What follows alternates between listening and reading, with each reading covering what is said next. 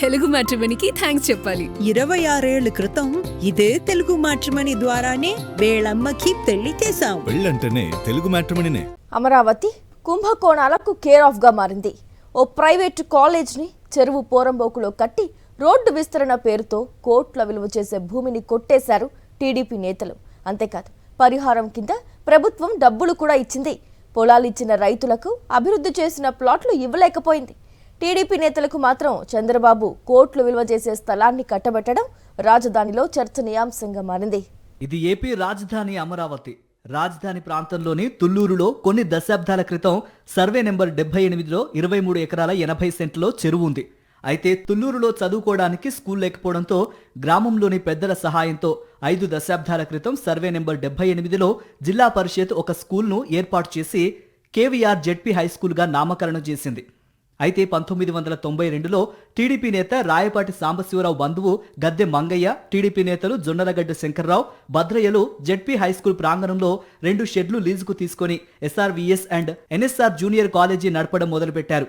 కొన్నాళ్ల తర్వాత ZP high school వెనుక భాగంలో ఉన్న చెరువు స్థలం 60 సెంట్లలో రేకుల షెడ్లతో పాటు కొన్ని భవనాలు నిర్మించి ప్రైవేటు జూనియర్ కాలేజీని నడుపుతున్నారు. 2014లో చంద్రబాబు అధికారంలోకి వచ్చిన తర్వాత రాజధాని పేరుతో తుళ్లూరు మండలంలో ఎక్స్ప్రెస్ హైవేల నిర్మాణం మొదలుపెట్టారు. N14 రోడ్డు నిర్మాణంలో భాగంగా ఈ ప్రైవేటు జూనియర్ కాలేజీని తొలగించాలని సిఆర్డీఏ అధికారులు ఆదేశాలు జారీ చేశారు. రోడ్డు కాలేజీ మధ్య నుంచి వెళ్తుంది.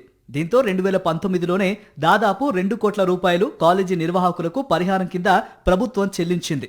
అయితే మళ్లీ చంద్రబాబు అధికారంలోకి రాగానే టీడీపీ నాయకులు చక్రం తిప్పారు.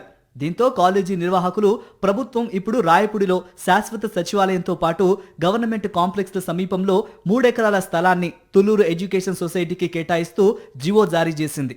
ఇప్పుడు ఇదే హాట్ టాపిక్ గా మారింది. చెరువు ఆక్రమించుకుని ప్రైవేట్ కాలేజీ నిర్మాణం చేయగా దానికి ప్రభుత్వం పరిహారం కూడా ఇచ్చింది. అయితే ఇప్పుడు కొత్తగా కాలేజీ యాజమాన్యానికి 3 ఎకరాల స్థలాన్ని ఎలా ఇస్తారంటూ రైతులు ఆగ్రహిస్తున్నారు. చెరువు పోరంబోకులో రోడ్డు నిర్మాణం చేపడితే దాదాపు 70 కోట్ల విలువైన భూమిని ప్రైవేటు వ్యక్తులకు ప్రభుత్వం ఎలా అప్పగిస్తుందని ఆగ్రహం వ్యక్తం చేస్తున్నారు. చంద్రబాబు బ్యాంకులకు ఎకరం 4 కోట్ల చొప్పున కేటాయిస్తే ఇప్పుడు తొల్లూరు ఎడ్యుకేషన్ సొసైటీకి డబ్బులు తీసుకోకుండా 3 ఎకరాల స్థలాన్ని ఎలా కేటాయిస్తారంటూ మండిపడుతున్నారు రైతులు. జూనియర్ కాలేజీ యాజమాన్యం తరపున టీడీపీ నేత ప్రభుత్వ పెద్దల వద్ద వ్యవహారం నడిపి ఉచితంగా కాలేజీ యాజమాన్యానికి 3 ఎకరాల భూమి కేటాయించేలా చేసినట్లు పెద్ద ఎత్తున ప్రచారం జరుగుతోంది. దీని వెనుక అటు సిఆర్డీ అధికారులతో పాటు కొంతమంది ప్రభుత్వ పెద్దలు భారీ స్థాయిలో ముడుపులు అప్పజెప్పడంతోనే ప్రభుత్వం ఉచితంగా 3 ఎకరాల భూమిని కేటాయించిందని పెద్ద ఎత్తున ప్రచారం జరుగుతోంది.